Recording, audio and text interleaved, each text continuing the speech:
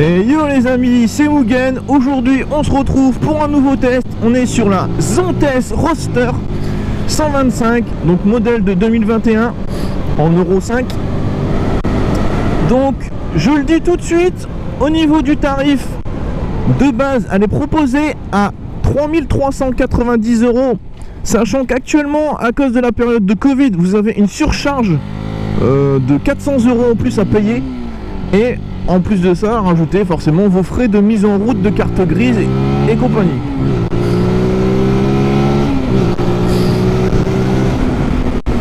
Donc là on est sur une moto en termes de chevaux à 14,6 chevaux pour 13 Nm de couple, donc ce qui est quand même très intéressant, mais pour un poids en ordre de marche de 150 kg, donc toujours 20 kg de plus que sur la CB.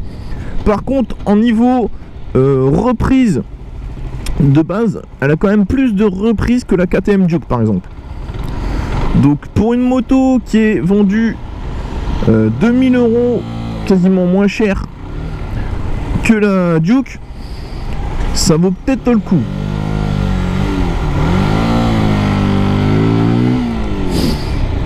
Donc on va essayer de passer tranquillement parce que là c'est un peu le bordel ici. Alors au niveau de la position de conduite, vous êtes sur une position de conduite plus droite que sur la CB, par exemple, pour ceux qui connaissent la CB. Et le guidon est un peu plus court, donc du coup vous avez les bras vraiment proches l'un de l'autre. C'est pas spécialement hyper fatigant, mais c'est moins à l'aise que sur la CB.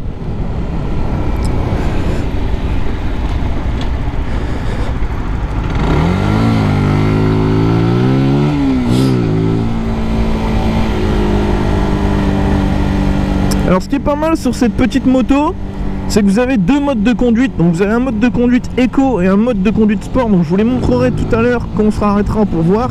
Là je suis en mode sport pour avoir le maximum de couple.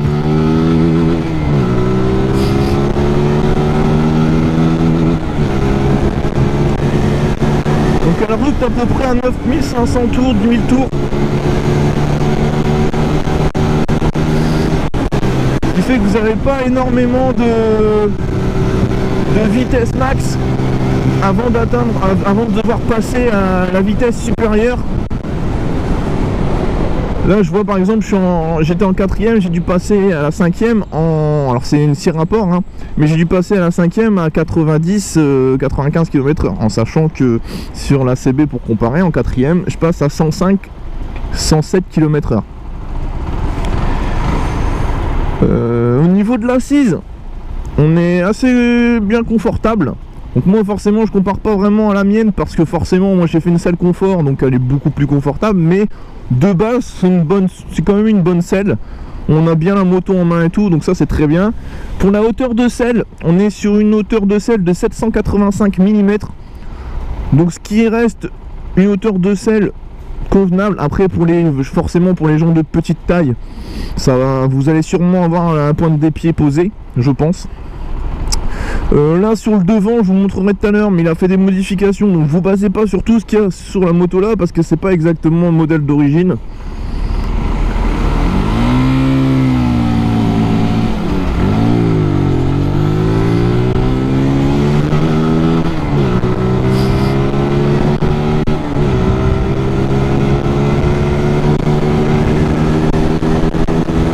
Ouais, c'est ça, 90 km/h à 4ème max. Par contre là je teste le freinage avant et franchement il y a un bon mordant, ça c'est très très bien. Voir en freinage arrière, s'ils avancent un petit peu. Ouais, le freinage arrière est pas mal. Franchement il est vraiment pas mal. On va remettre dans la zone industrielle parce que j'aurai moins de monde pour embêter. Mais pour freiner, franchement il est pas mal le frein arrière. Alors par contre au niveau de la position de conduite, je reviens quand même dessus.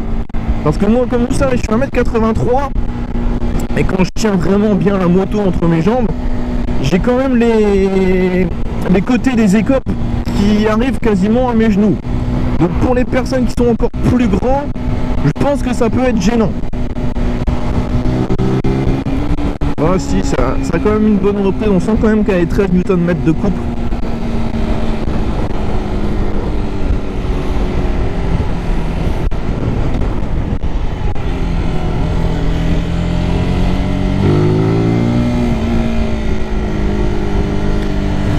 Concernant le pot d'échappement, on sent qu'ils ont essayé avec la norme Euro 5 d'étouffer au maximum le son, mais ils ont quand même réussi à compenser en donnant un petit son quand même un petit peu rock, qui permet quand même de le mettre en avant et de donner quelque chose d'assez intéressant quand même.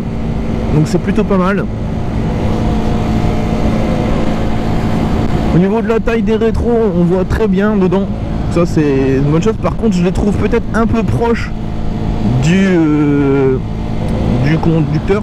Ce qui fait qu'en fait, dans la partie des rétros, vous avez une partie où vous voyez votre bras.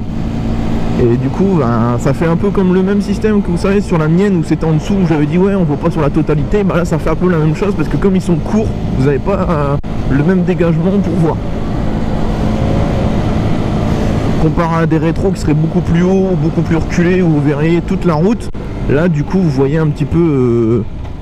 Alors par contre, tu as mis ton clignotant à droite et après tu mets ton clignotant à gauche au dernier moment, c'est un peu n'importe quoi. Mais bon, c'est pas grave. La 2, on sent qu'elle a pas mal de nerfs. La première, je trouve qu'au démarrage, elle a un peu de mal à partir. Mais enfin, un peu de mal, elle est un peu lourde. Mais après, elle part bien. On sent bien, les coupes, on sent bien, parce que là, en deuxième, elle part bien. Par contre, c'est ce que je disais par rapport au rapport.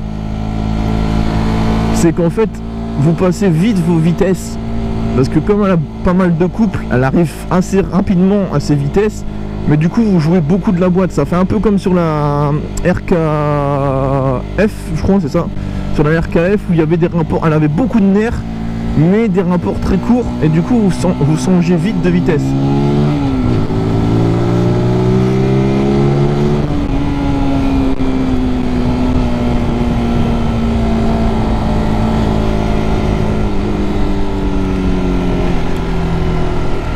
Donc la moto est montée en avant en 110, 70, 17 et en arrière en 130, 70, 17. Donc de base, c'est un lèche-roue arrière pour la plaque d'immatriculation. Alors par contre, c'est vrai que sur celle-ci, on remarque quand même que le pneu est pas très gros.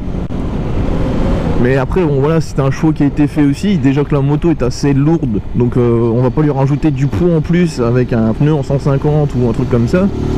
Mais c'est vrai qu'un plus gros pneu, ça pourrait lui donner un petit look sympa.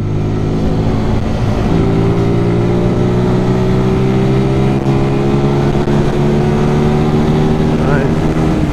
Ici, elle a quand même une bonne reprise, ça n'y a pas à dire.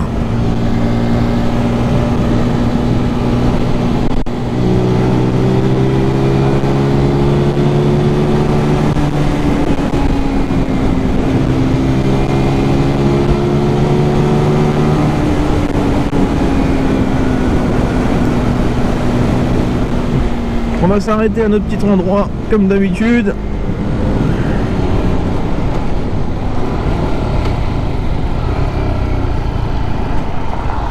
Attention feuille. Hop. Et on se pose ici. Alors, parce que j'ai pas mal de choses à vous dire sur la moto. Alors, hop, point neutre. La béquille. Oh zut, ça a coupé.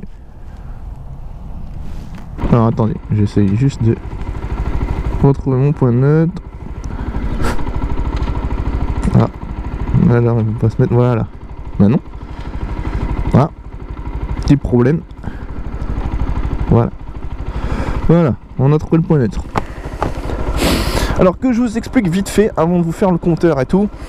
C'est une moto qui est entièrement électronique, c'est-à-dire que vous gérez aussi bien le démarrage de la moto que l'ouverture de la trappe, que l'ouverture du siège par l'électronique. Donc je vais vous montrer après sur le Komodo. Je vous montre juste la petite clé pour que vous voyez de quoi je veux parler. Donc ça c'est la clé. Ça vous avez là ici la clé pour cette moto. Donc en fait vous n'avez pas de système du tout d'ouverture de clé, que ça soit pour le démarrage, que ça soit pour le siège, que ça soit pour la trappe à essence. Tout est en électronique. Alors c'est très bien parce que c'est très futuriste et tout dans l'attente. Par contre à côté de ça, c'est pas bien dans le sens où Si vous avez des problèmes d'électronique et que l'électronique est capricieux, vous allez galérer à démarrer votre moto ou à pouvoir ouvrir votre trappe ou ça. Et je peux vous dire que sur les motos chinoises, ça arrive. Donc ça, c'est forcément c'est un problème à mon avis qui peut être résolu là, sachant que je pense que le problème peut arriver plus fréquemment dû au froid qu'il peut faire, parce que là ce matin il faut savoir que là il fait que 1 degré ou 2 degrés, donc c'est très froid. Nous je sais que là quand on a essayé de la démarrer, elle a eu du mal à se déverrouiller et à se démarrer. Donc ça c'est un truc à mon avis dû au froid, parce qu'il m'a dit parce qu'il vient de l'avoir, hein, il l'a eu au mois de juin, je crois qu'il m'a dit qu'au mois de juin elle a que 2600 km. Non, la moto elle peut pas commencer à bugger et tout, donc c'est vraiment le froid à mon avis qui doit attaquer au niveau électronique et qui fait qu'elle galère un petit peu plus en hiver. Je vais vous faire tout de suite le compteur, comme ça vous allez pouvoir voir tout ce qu'il y a là-dessus. Je vais vous parler aussi des modifications qu'il a fait. Donc le compteur, donc vous avez le compte tour qui est ici, donc qui va jusqu'à 12 000, mais je vous dis elle rupte entre 9 et 10 000. Vous avez la température d'huile ici, l'heure en dessous, vous avez les tripes juste en dessous, vous avez le rapport engagé, la vitesse, l'essence, et ensuite le clignotant gauche qui se met bien à gauche, clignotant droit qui se met bien à droite, le problème moteur, ABS, point neutre et plein phare. Vous voyez sur le compteur vous avez un petit S. En fait quand j'appuie sur la partie là, éco, ça change en E. En fait c'est le mode de conduite. Soit vous avez un mode éco où elle aura moins de puissance en accélération mais vous permettra de consommer moins, ou soit vous mettez en mode sport et vous avez toujours le full puissance. Sur des petits moteurs comme ça, en général vous restez régulièrement en S, parce que forcément le but c'est d'avoir quand même la puissance tout le temps de la moto, sachant que c'est pas des très gros moteurs, on va pas non plus brider au niveau de la puissance. Au niveau d'ici, donc vous avez les pleins phares ici, vous avez les warnings du coup je pense, vous avez les warnings, donc ça c'est très très bien, c'est une très bonne option, de série en plus, donc les warnings proposés par Zontes, ça c'est un très gros point, c'est très bien. Vous avez donc les clignotants avec le petit système là et le klaxon ici. De l'autre côté, donc comme je vous disais tout à l'heure, vous avez la trappe à essence qui s'ouvre avec ce petit bouton. Donc à mon avis il faut rester appuyé, moi là je le fais pas parce que bon. Et vous avez pareil l'assise, vous appuyez dessus et ça déverrouille l'assise. Le petit bouton là, c'est quand la moto est éteinte complètement, donc plus rien, vous appuyez dessus et ça déverrouille la moto. Donc ça c'est ce bouton là qui gère un peu tout entre guillemets. Vous avez le coupe-circuit, les modes de conduite, le démarreur, et là c'est pour éteindre, allumer les phares, mais je pense que ça doit pas marcher parce que normalement en France maintenant c'est obligatoire d'avoir les phares tout le temps allumés, donc je pense qu'il doit pas fonctionner. Ensuite qu'est-ce que je peux dire d'autre? Donc au niveau des modifications, il a mis les embouts de guidon, les leviers de frein qui sont un peu dans le même système que les miens, et le petit capuchon sur le dessus. Sinon le reste c'est tout d'origine, ça c'est d'origine, donc tout est comme ça après d'origine. Donc vous pourrez me dire ce que vous pensez au niveau de du poste de commandement entre guillemets de la moto. Moi je descends et je vous la présente. Donc voici la Zontes Roadster 125, donc de 2021. Donc un modèle quand même qui est très joli de base. Franchement c'est vraiment un très beau modèle. Vous êtes sur du full LED sur la moto, donc ça c'est déjà un gros plus. Donc par rapport au montant de la moto, si vous êtes sur du full LED et tout, c'est bien.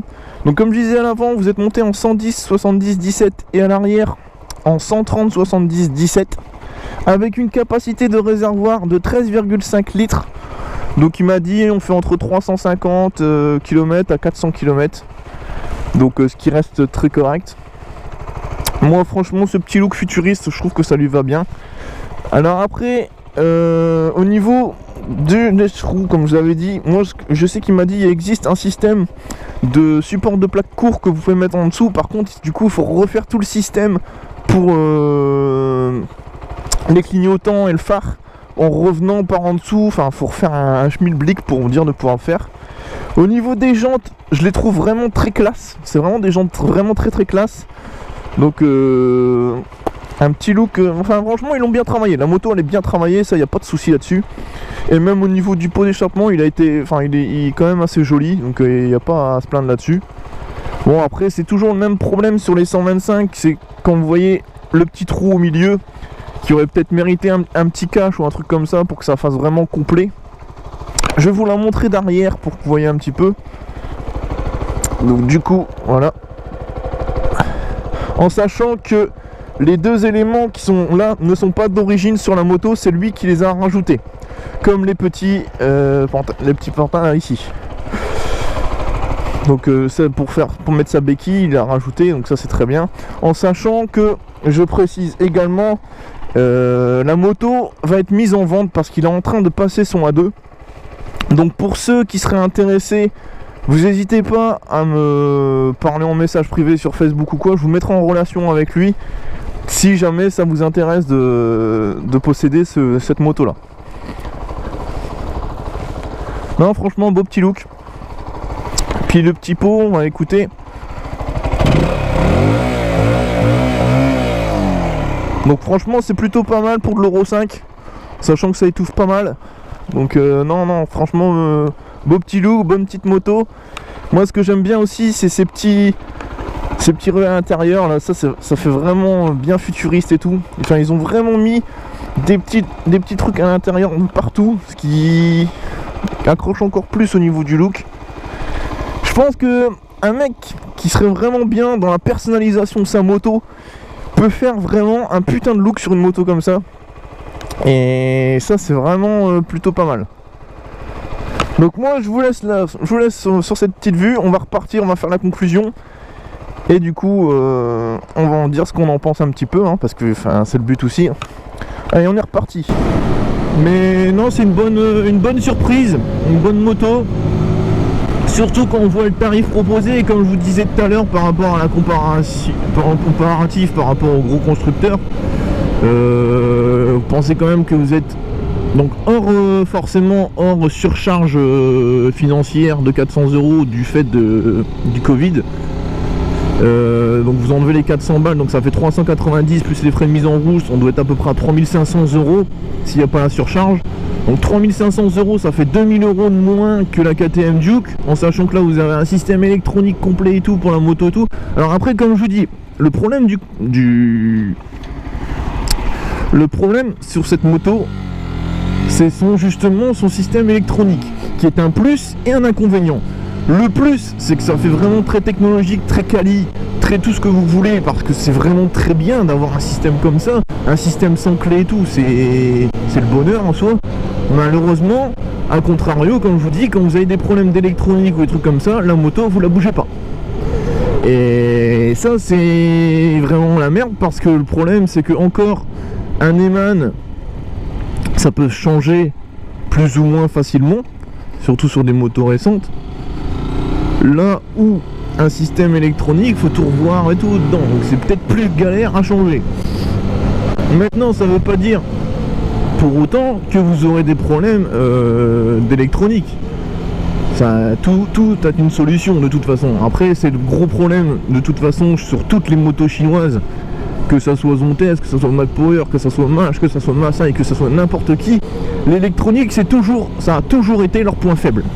Les Chinois, je sais pas pourquoi, ils ont toujours eu du mal avec l'électronique. Donc après, en soi, ça reste quand même une moto dans l'ensemble, de façon générale, très quali. Ça, j'ai pas à vous dire le contraire. Je serais un menteur si je vous disais le contraire, donc je vous dirais pas le contraire. C'est vraiment une moto très quali. On a quand même des bonnes sensations de conduite et tout dessus. Donc franchement, pour le tarif proposé, on peut y aller. Maintenant, je vous dis, au niveau, moi, des points qui pas qui me choquent, mais qui me dérangent un peu plus, c'est au niveau position de la conduite pour les jambes. Pour les personnes de grande taille, ça peut être plus emmerdant. C'est pour ça que voir peut-être sur la Scrambler, peut-être que ça serait peut-être mieux. Mais sur la Roadster, c'est vrai que quand vous êtes de grande taille, ça veut pas dire que vous pourrez pas conduire la moto, hein, vous pourrez très bien conduire la moto, mais faut prendre en considération cet élément que les jambes peuvent être gênées au niveau de la position de conduite. Après, sur le reste, le fait que si vous passez outre que vous pouvez avoir des problèmes d'électronique ou des trucs comme ça, c'est une moto qui est très très saine dans l'ensemble, hein. Ça j'ai pas à dire, hein. Même au niveau finition et tout, elle a l'air d'être plus ou moins bien finie. Bon, après j'ai pas regardé les soudures dans le détail, mais je pense que ça va être pas mal. Regardez, là on est en montée, comme ce que je disais la dernière fois sur le dernier test, on a du mal, là elle a pas de mal du tout, elle monte, elle galère pas, donc ça c'est très très bien. Donc non, c'est pas du tout une moto que je déconseillerais, bien au contraire. Je vous la conseillerais vraiment grandement pour ceux qui veulent un look un peu atypique, qui sort de l'ordinaire, avec une bonne capacité quand même de réservoir, parce que vous êtes quand même sur 13,5 litres, donc bon, c'est quand même déjà une bonne capacité de réservoir. Maintenant, moi au niveau des points, pareil, qui me dérange un peu, c'est la taille du pneu, parce que pour moi ça fait quand même un petit peu petit. Bon, après je peux comprendre, c'est un choix aussi qui a été fait aussi. Après c'est parce qu'on a toujours cette idée de vouloir passer, d'avoir le gros cube ou des trucs comme ça. Moi, comme j'ai pas l'intention de passer le gros cube, je préfère avoir directement une moto en 125 qui a plus ou moins un look de gros cube sans être un gros cube. Donc c'est vrai que ça c'est peut-être ce qui manque un petit peu. Mais sinon dans l'ensemble non, je la conseille complètement cette moto, surtout pour le tarif proposé. Enfin, je pense qu'une fois que le Covid de toute façon sera passé, vous aurez plus le problème des 400 €, il sera retiré. Donc là je pense que c'est vraiment le Covid qui a fait ça, parce que c'est déjà en norme Euro 5, donc le tarif augmentera pas plus. Au niveau maniabilité, elle reste très maniable aussi. Bon, un peu, comme elle est un peu plus lourde, elle est un peu moins maniable que ma CB, mais elle reste très maniable.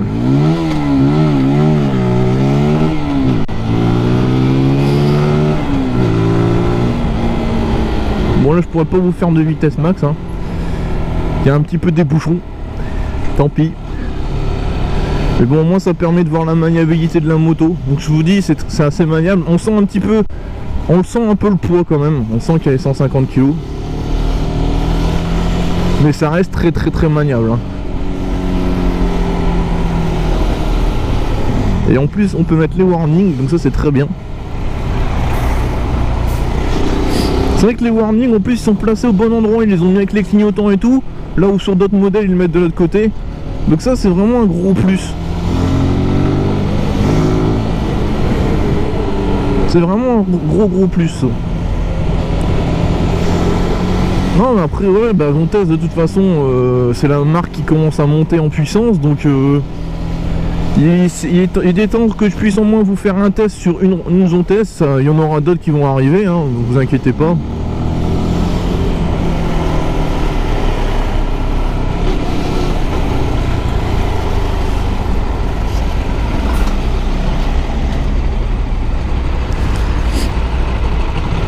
On reste toujours derrière le camion, faut jamais se mettre devant parce que c'est comme ça que vous pouvez vous faire renverser.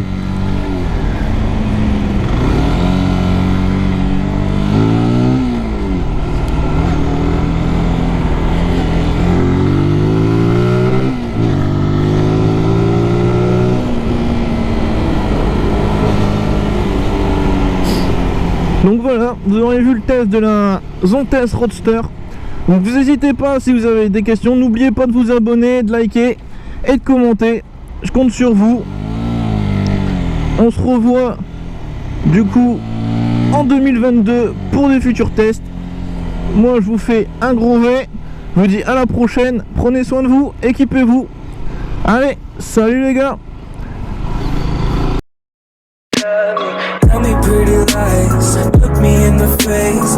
Tell me that you love me, even if it's fake.